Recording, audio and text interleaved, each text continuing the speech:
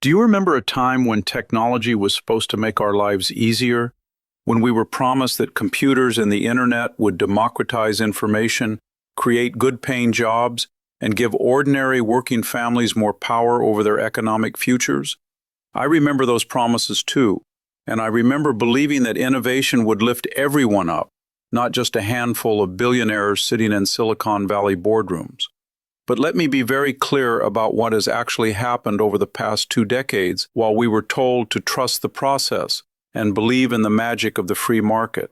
A small group of tech oligarchs has systematically captured our government, destroyed competition, exploited our personal data for profit, and now they are literally rewriting the rules of American democracy to serve their own interests, while working families pay the price in higher electricity bills, lost jobs, and a rigged political system that no longer represents their voices. When Elon Musk can spend over $250 million to buy a presidential election and then get rewarded with direct access to federal policy, when Jeff Bezos can avoid paying federal income taxes while his workers qualify for food stamps, when tech companies can build massive data centers that drive up your monthly electric bill by hundreds of dollars, while they pay virtually nothing in local taxes, we are not talking about innovation anymore. We are talking about a corporate coup that has transformed America into a techno-oligarchy, where a few billionaires control everything, from our elections to our energy grid.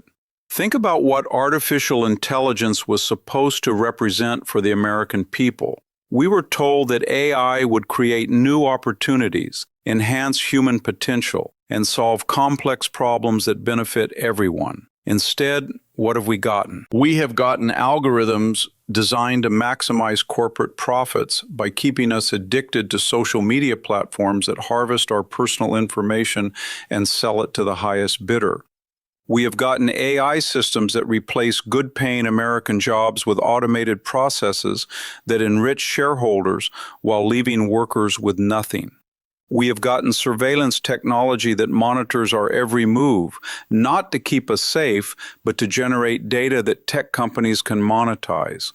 And now we have tech billionaires who use their AI-generated wealth to purchase political influence on a scale that would make the robber barons of the Gilded Age look like small-time operators.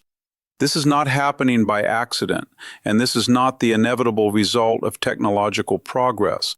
This is the result of deliberate policy choices made by politicians who have been bought and paid for by Silicon Valley money. For over 20 years, Democrats and Republicans in Washington have allowed tech companies to operate as monopolies, avoiding antitrust enforcement while these corporations swallowed up their competitors and consolidated power. They have permitted tech billionaires to pay little or no federal income taxes through accounting tricks and offshore tax havens that are unavailable to working families. They have watched as these companies moved American jobs overseas or replaced them with algorithms, offering nothing to displaced workers except the suggestion that they should learn to code. And now, as we see with the Trump-Musk alliance, they are allowing tech oligarchs to directly control federal agencies and eliminate regulations that were designed to protect consumers, workers, and the environment. Let me tell you what this means for your family budget, because that is where the rubber meets the road for working people in this country.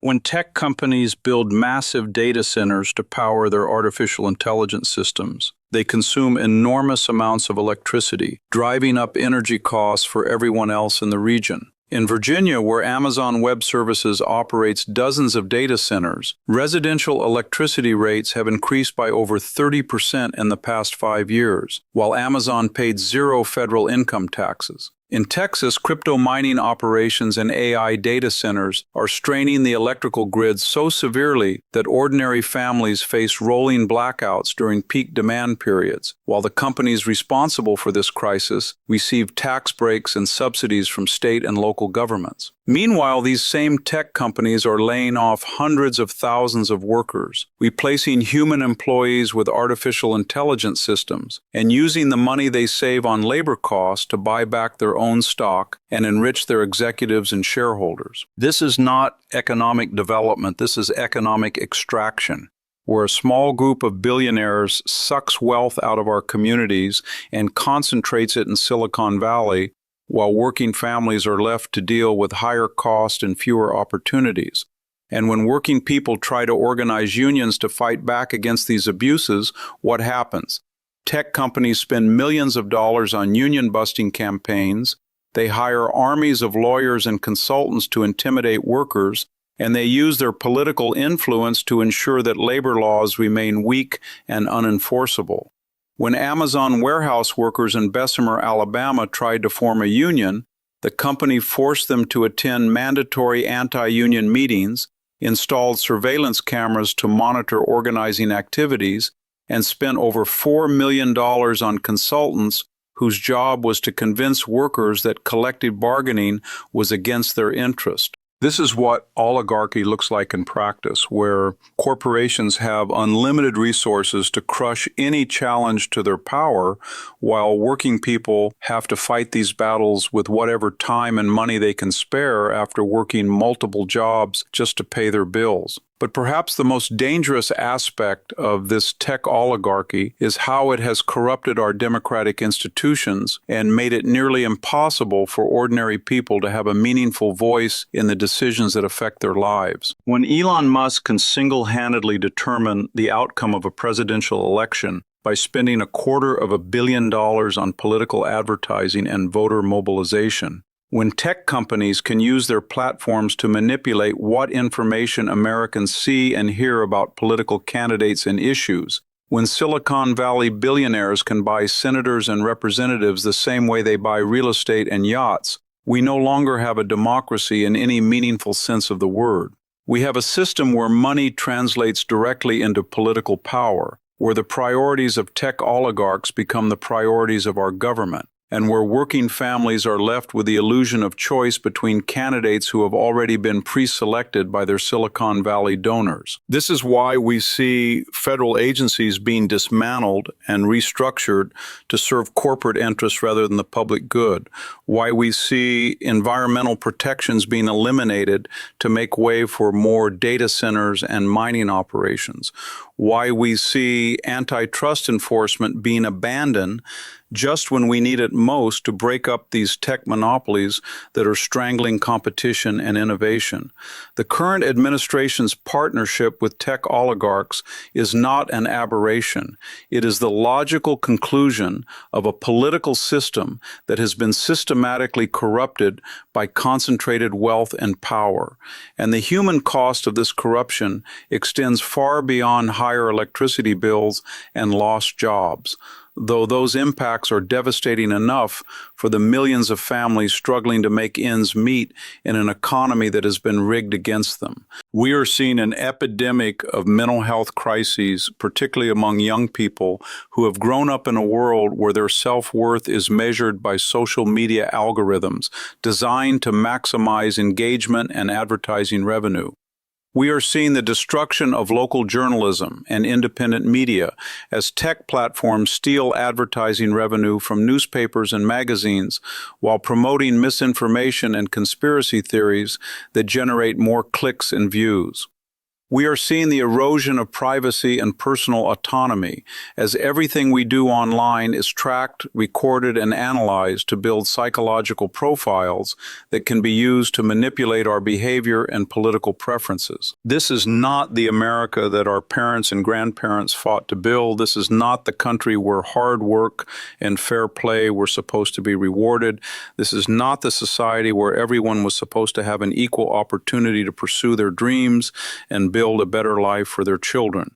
But here is what I want every working person in this country to understand.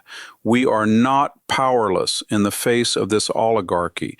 We are not condemned to accept a future where a handful of billionaires control every aspect of our economic and political lives. And we are not required to surrender our democracy to tech companies that see us as nothing more than sources of data and consumers of products.